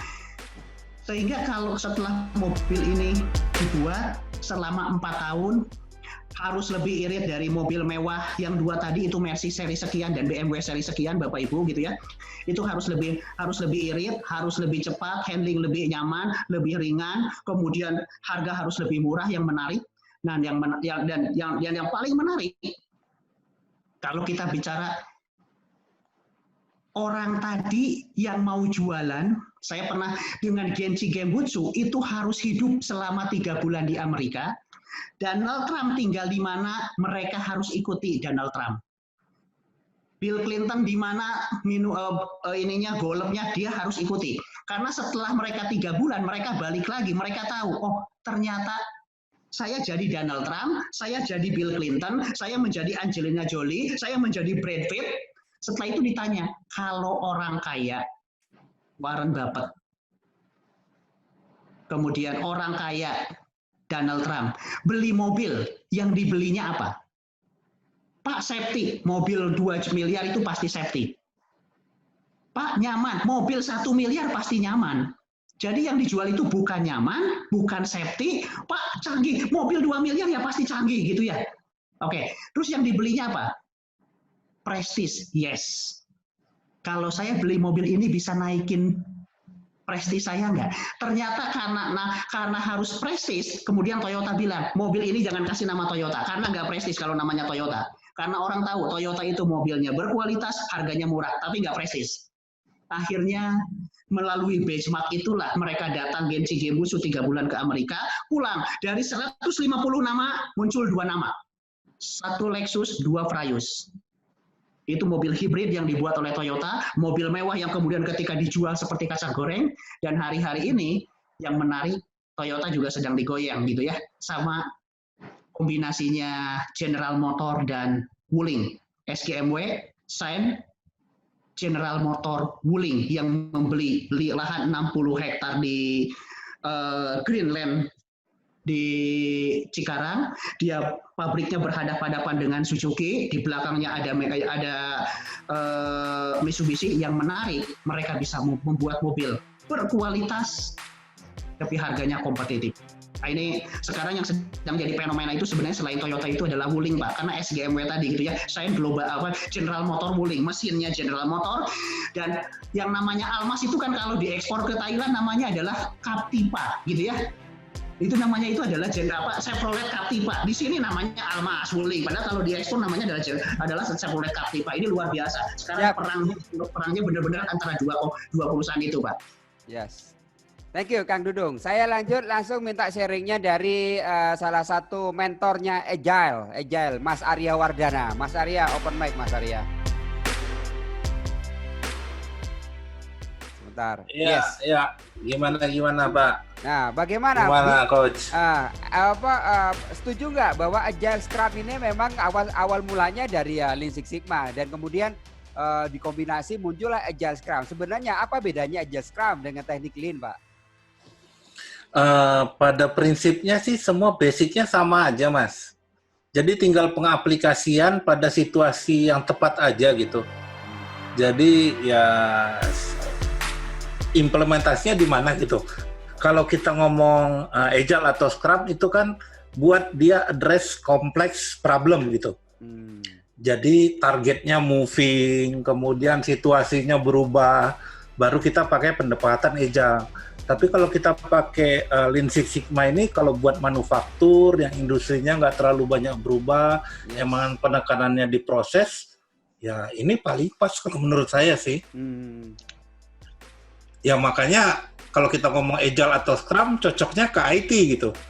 Karena kan dia ngomong produk akhirnya teknologi, aplikasi yang selera marketnya berubah gitu. Tahun lalu kita nggak kenal TikTok, sekarang TikTok booming kan gitu. Yep. Jadi emang ya cocok. Malah sebenarnya kalau kita di Agile, kita sebagai Agile coach itu kita harus master Lean Principle. Jadi nggak mungkin kita bisa jadi Agile coach yang baik kalau kita nggak master di Lean.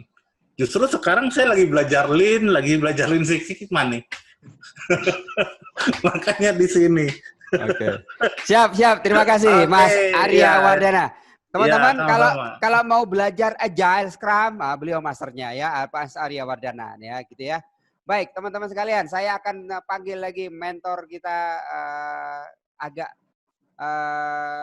langsung aja ke productivity mantannya Adidas ya. Mas Gofur.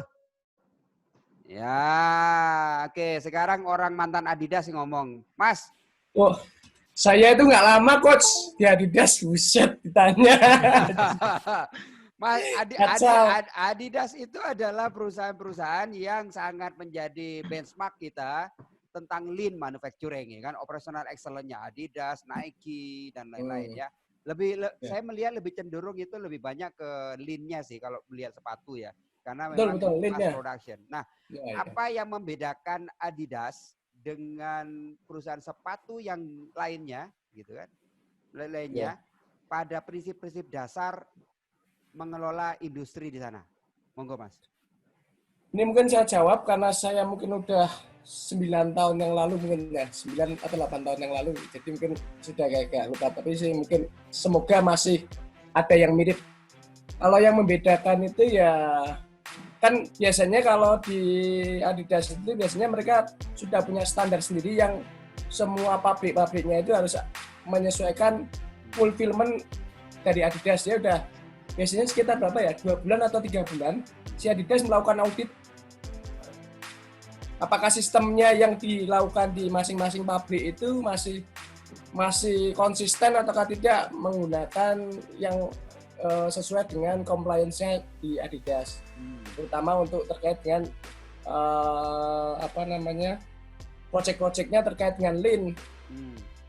Nah, biasanya kalau yang saat itu yang saya pernah lakukan itu salah satunya eliminate, reduce, combine. Jadi misalnya kita hitung di satu line itu kan biasanya kita hitung time and motion study-nya. Nah, itu biasanya kita lakukan 5 kali penelitian. Nah, menurut para masternya itu 5 kali itu sudah merupakan yang ideal. Kenapa saya pernah nanya kenapa nggak 7 kali sampai berapa kali? Menurut mereka ada 5 kali yang ideal. Nah, itu sudah melakukan seperti itu sehingga akhirnya kita lakukan yang namanya eliminate, reduce, combine, terutama terkait dengan mengkombinasikan beberapa pekerjaan tertentu yang bisa dilakukan oleh 1 atau 2 orang saja, yang mestinya ada 4 orang bisa dilakukan oleh cuma 2 orang karena kita combine seperti itu. Itu satu. Kemudian project yang lain itu di sana itu belum menggunakan yang namanya nge-track yang namanya finish good untuk rubber sole. Jadi mereka menggunakan istilahnya kalau di IT kan business intelligence, nah, itu menggunakan seperti itu. Jadi dia ingin melihat scorecard-nya untuk finish good rubber sole itu seberapa sehingga nanti bisa di-track sampai ke finish good-nya ke saat di CSA gitu aja mungkin. Baik, matur nuwun. Mas Gofur. Ya, Pak Fuad ada tambahin? Kita penghujung waktu ini. Nah, mungkin begitu saja kok. Cuman tadi Kang Dudung bawa masalah otomotif, saya jadi terbakar. Guling, berguling-guling. Saya memancing sebenarnya supaya kembali bersuara ini. Itu saya yang set up. Itu pabriknya saya yang set up tuh, Pak Dudung di sini. Termasuk juga engine plan-nya di Liuzhou, China. Ya, saya yang set up itu engine plan-nya. Oh, yang di China. Ya, betul. Biasa, Coach Bambi itu biasa kalau sudah ada yang mau mulai agak ngantuk di sana dia. Kebakar. Ada aja Coach Bambi itu. Saya kan tukang kompor aja, Mas. Kompor aja. Oke, teman-teman sekalian, baik. Tidak semua pertanyaan yang bisa kita bahas karena waktu kita juga terbatas, dan semoga kita selalu tetap beringat dalam berbagi dengan semua bangsa Indonesia. Oke, teman-teman sekalian, Espak Club Indonesia kita agendanya cukup banyak dan grupnya juga banyak. Ada 30 grup WhatsApp seluruh Indonesia dan anggotanya sangat sedikit, baru sekitar 2.600 anggotanya sedikit. Jadi kalau teman-teman masih ada teman-teman yang mau dicerahkan, silakan gabung ECI dan kita terbuka untuk menerima semua posisi. Oke, silakan ya. Berbagi itu mengingatkan, berbagi itu menyembuhkan. Betul kan itu? Ada Kang Dudung, alam terbatas, kreativitas tidak terbatas. Tagline. Mantap. Oke, mantap. Oke, teman-teman, kita foto dulu ya, tolong sebarin di LinkedIn ya, Silakan difoto ini, di print screen, taruh di grup ya. Oke, bantu saya moto biar saya bisa jempol juga ya kan. Selang foto yang ada di grup. Ya, foto. Oke. Apa yang moto? Sebentar, di grupnya startup saya kunci sebentar biar teman-teman bisa langsung paste. Wait minute. Group setting, share message all participant. Oke, silakan paste foto Anda biar teman-teman bisa share ke media sosial masing-masing. Yes, dan sertifikat paling lambat terakhir ini ya, kalau ada yang order lewat jam 10 saya nggak mendokumentasikan lagi. Silakan kita berupaya, karena kadang-kala Anda untuk melamar pekerjaan itu kita membutuhkan suatu evidence gitu kan. Evidence kadang-kala kita ngomong gitu kan nggak enak itu kan, tapi dengan damai evidence nggak enak. Oh iya, dia pernah tahu tentang Sigma. Oh, dia pernah ikut sama Om Budi Juara. Wah, keren gitu. Baik teman-teman, kita tutup. Bila tahu kalau hidayah. Wassalamualaikum warahmatullahi wabarakatuh. Waalaikumsalam.